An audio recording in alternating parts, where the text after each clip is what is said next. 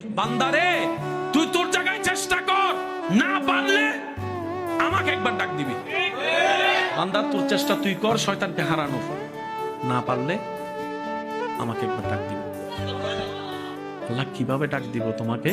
রব বলে যে তুই যখন পারবি না তখন বলবি আউযু বিল্লাহি মিনাশ শাইতানির রাজিম, আউযু বিল্লাহি মিনাশ শাইতানির রাজিম, আউযু বিল্লাহি মিনাশ শাইতানির রাজিম। বান্দারে তুই মনে মনে একবার বলবি আউযু বিল্লাহি মিনাশ শাইতানির রাজিম।